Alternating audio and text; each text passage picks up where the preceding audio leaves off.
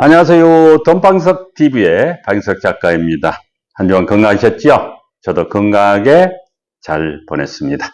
오늘 또 미래 리더십 81장 가지고 여러분과 나누어 보겠습니다.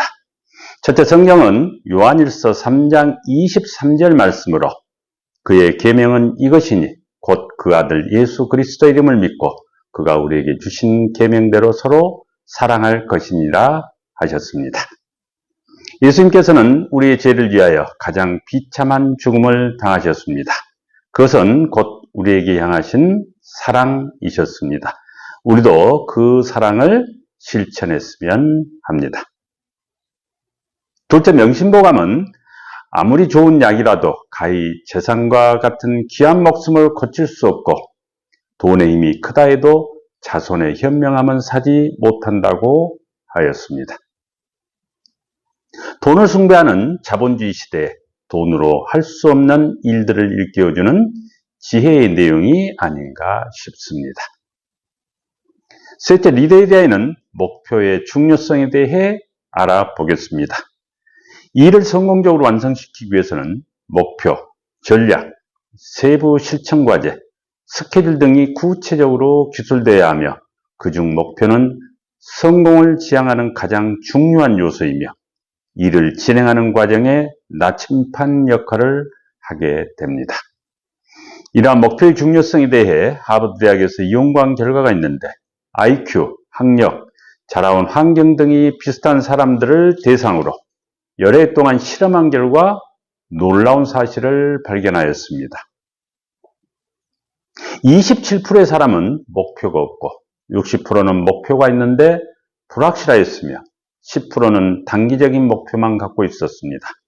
나머지 3%의 사람은 구체적이면서 장기적인 목표를 가지고 있었는데 이들을 25년 동안 연구한 결과 흥미로운 결과를 알아낼 수 있었습니다.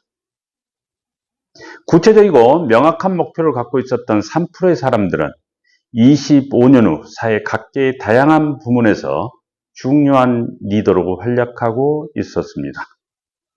10%의 단기적인 목표를 가졌던 사람들은 대부분 사회의 중상위층에 머물러 있었으며 그들은 단기적인 목표를 여러 번 나누어 달성함으로써 대체로 큰 무리 없이 안정된 생활을 하는 사람들이었습니다.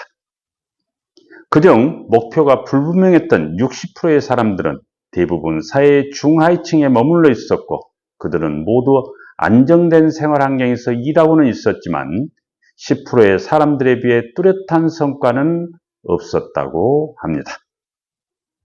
우리가 주목해야 할 것은 27%의 목표가 없던 사람들인데 그들은 모두 25년 뒤 모집단 내의 사람들 가운데 최하위 수준의 생활을 하고 있었고 취업과 실직을 반복하면서 정부가 나서서 자신들을 구조해 주기만을 기다리는 사람들로 변해 있었다는 것입니다.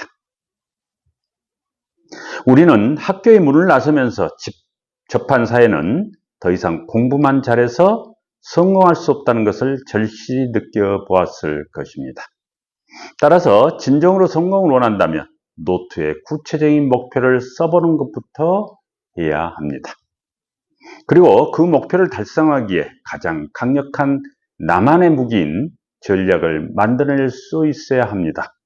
그런 후 장단기 시간표를 정해놓고 세부적인 실천을 하나씩 해나간다면 어느 순간 내가 목표로 했던 것을 손에 넣을 수 있을 것입니다. 고래고기는 너무 커서 한꺼번에 먹을 수 없습니다. 그렇지만 잘게 썰어서 여러 번 나누어 먹는다면 충분히 가능한 일입니다. 나는 과연 3%의 목표를 갖고 있는 사람인가를 먼저 점검해 보았으면 합니다. 이상으로 81장을 마치고 다음 주에는 미래 리더십 82장을 가지고 여러분을 찾아뵙겠습니다. 한 주간 건강하십시오. 감사합니다.